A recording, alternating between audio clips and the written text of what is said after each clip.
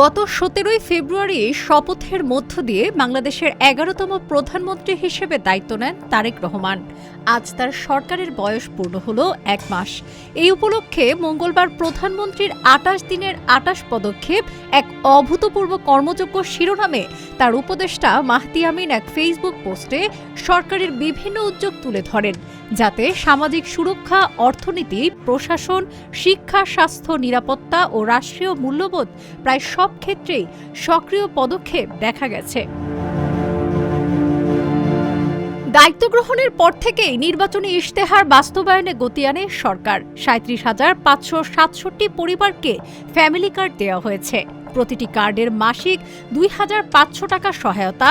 মাত্র 21 দিনেই বাস্তবায়িত এই উদ্যোগ সরকারের মানবিক অগ্রাধিকারের উদাহরণ।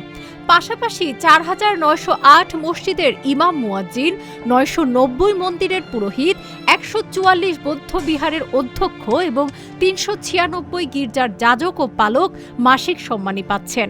দরিদ্রদের জন্য শাড়ি, থ্রি-পিস ও হাজি রুমাল বরাদ্দ এবং পরিচ্ছন্নতা কর্মীদের ঈদ উপহার দেওয়া হয়েছে। প্রাতিষ্ঠানিক জাকাত ব্যবস্থা চালুর উদ্যোগও নেওয়া হয়েছে। কৃষি খাতে প্রায় 27,000 কৃষককে কৃষক কার্ড প্রদান এবং প্রায় 12 লাখ ক্ষুদ্র ও প্রান্তিক কৃষকের সর্বোচ্চ 10,000 টাকা পর্যন্ত ঋণ মওকুফ করা হয়েছে।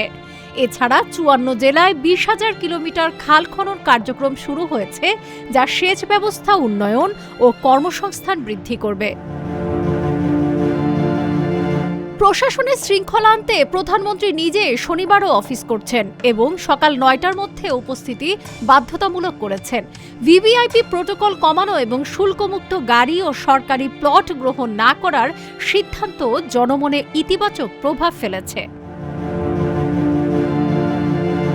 অর্থনীতিতে রমজান ও ঈদে মূল্য নিয়ন্ত্রণ, স্পট এলএনজি ক্রয়, বিদেশি বিনিয়োগ প্রত্যাবাসনে বিধিনিষেধ শিথিল, শ্রমিকদের বেতন বোনাস নিশ্চিতকরণ এবং 2,500 কোটি টাকা বরাদ্দ সহ নানা উদ্যোগ নেওয়া হয়েছে। পাশাপাশি বন্ধ শিল্প কারখানা চালু ও অর্থনৈতিক অঞ্চলে নতুন বিনিয়োগের উদ্যোগ চলছে।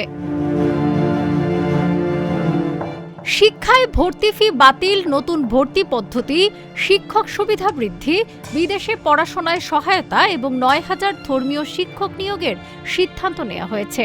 স্বাস্থ্য খাতে ই-হেলথ কার্ড ও 1 লাখ স্বাস্থ্যকর্মী নিয়োগ শুরু হয়েছে। নিরাপত্তা ও নাগরিক সেবায় চাঁদাবাজি দমন, পিং পাস চালু, সাইবার বুলিং প্রতিরোধ, কক্সবাজারে অবৈধ স্থাপনা উচ্ছেদ, বিমানবন্দরে উন্নয়ন ও ফ্রি ওয়াইফাই চালুর উদ্যোগ নেওয়া হয়েছে। বিশ্লেষকদের মতে সরকার প্রতিশ্রুতি বাস্তবায়নে শক্ত বার্তা দিয়ে যাচ্ছেন, তবে এই গতি ধরে রাখাই এখন সবচেয়ে বড় চ্যালেঞ্জ।